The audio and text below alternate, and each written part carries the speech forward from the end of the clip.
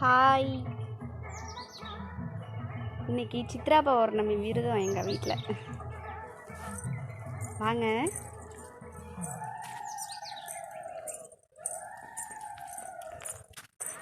எங்கள் மியா குட்டியை பாருங்க. யார் இவங்க? எங்கள் அப்பா இருக்கிறக்குள்ளெல்லாம் இப்படி தான் பொட்டு வச்சு விடுவார் எங்களுக்கு. இன்றைக்கி என்னோட பொண்ணுக்கு இந்த மாதிரி பொட்டு வைக்கக்குள்ள எனக்கு எங்கள் அப்பா ஞாபகம் வந்துட்டு. எங்கள் அப்பா நாங்கள் சின்ன பிள்ளையா இருக்கக்குள்ளே எங்கள் அப்பா இப்படி தான் வச்சு விடுவார். அப்போ இங்கே வச்சுடு சொல்லுவோம். எங்கள் அப்பா எங்களை விட்டு போயிட்டு 8 வருஷம் ஆகுது. இருங்க பார்க்கலாம். எங்கள் அம்மாவோட சமையல் தான். அந்தாண்ட வடை சுடுறாங்க, இந்தாண்ட ஏதோ தாளிக்கிறாங்க போல். வாங்க எங்கள் சாமி படத்தை பார்க்கலாம். வெளிச்சமாக இருக்காது, இருட்டாக தான் இருக்கும். இதுதான் இதை பாருங்க.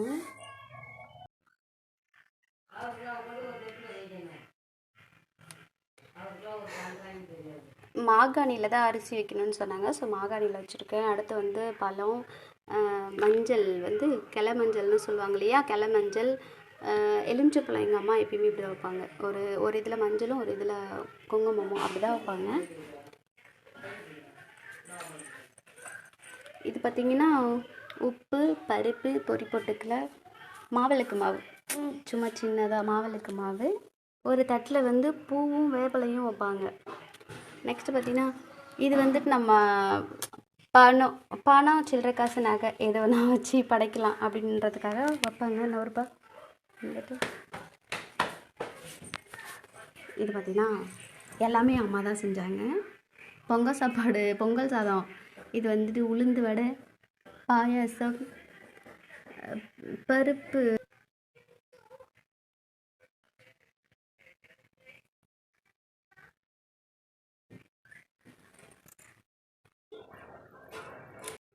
இந்த சாப்பாடு எதுக்குன்னா அடுத்த வீடியோவில் காமிக்கிறேன் பாருங்கள். அந்த சாமிக்கிட்டேயும் அம்மா வச்சு படைப்பாங்க. இன்றைக்கி இந்த சித்ரா பௌர்ணமியில் நம்ம சாமி கும்பிட்றது வந்து நமக்காக பார்வதியும் பரமசிவமும் படி அளக்கிற நாள் அப்படின்னு அம்மா அடிக்கடி சொல்லுவாங்க. இன்றைக்கி நமக்கு அளக்கிற படி தான் இந்த வருஷம் ஃபுல்லாக நம்ம சாப்பாட்டுக்கு கஷ்டப்படாமல் சாப்பிடுவோம் அப்படின்னு சொல்லுவாங்க. எனக்கு தெரிஞ்சதை நான் சொல்கிறேன். எனக்கு தெரிஞ்சதை சொல்கிறேன். உங்களுக்கு தெரிஞ்சதையும் கமெண்டில் சொல்லுங்கள், நானும் தெரிஞ்சுக்கிறேன். இது எல்லாமே அம்மா செஞ்சது தான். நான் எந்த வேலையுமே செய்யலை. அம்மா செஞ்சால் எல்லாமே. எனக்கெலாம் வந்து உப்பு கரெக்டாக போட தெரியாது, சர்க்கரை கரெக்டாக போட தெரியாது. ஆனால் அம்மா எல்லாத்துலேயும் சூப்பராக செய்வாங்க.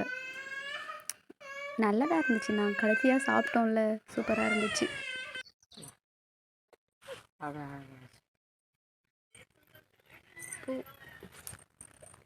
எங்கள் செடியில் முதல்ல போட்டுருக்கு.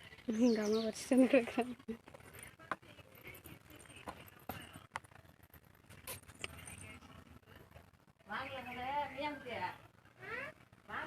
சாமி கும்பிட்டுக்குள்ளே வந்துட்டு தலையை விரித்து போட்டு சாமி கும்பிடக்கூடாது. அதுக்காக தான் தலையை கொண்டு போட்டிருக்கேன். தலை பின்ன முடியல, ஈரமாக இருக்குது. எனக்கு ஏற்கனவே தலை வலிக்கும். அப்புறம் ஈரத்தோட பின்னா வந்துட்டு தலை வலிக்குன்றதுக்காக தலை பின்னலை. எங்கள் அம்மா எனக்காக வச்சுட்டு வந்துருக்காங்க. காலையிலே பார்த்துட்டேன், குண்டுமல்லி காலையிலே பார்த்துட்டேன். நானும் தம்பியும் ஃபோட்டோ கூட எடுத்து வச்சுட்டு இருந்தோம். எங்கள் அம்மா இப்போ துளசி பறிக்க போனாங்களா, பறிச்சுட்டு வந்து கொடுத்துட்டாங்க.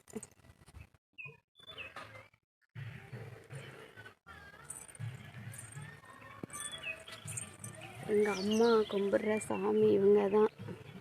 எவ்வளோ கஷ்டமாக இருந்தாலும் வேலையை விட்டு வந்ததும் எங்கள் அம்மா வந்துட்டு இந்த சாமிக்கிட்ட தான் வந்து அவங்க குறையெல்லாம் சொல்லுவாங்க. எங்கள் அப்பா போனதுக்கப்புறம் இந்த சாமி மரம் தான் எங்கள் அம்மாவுக்கு வந்து ஒரு துணை.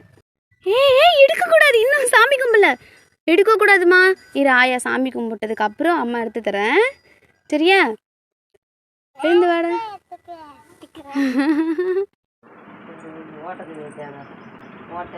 அதாங்க சாமி கும்பிட்டாச்சு. அடுத்து வந்து அம்மா தீர்த்தம் தராங்க. தம்பி குடிச்சிட்டான் பால். அடுத்து வந்து அந்த மரத்துக்கு கீழே வந்து பால் வச்சு படைப்பாங்க எப்போவுமே.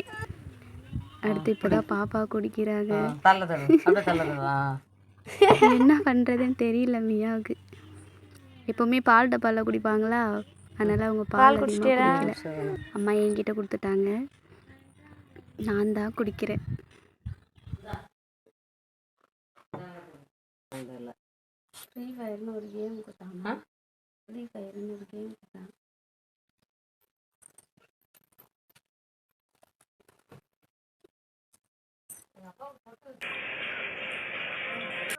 அவ்வளோதாங்க, ஃபைனலாக சாமி கும்பிட்டாச்சு, சாப்பிட்டுட்ருக்கோம்.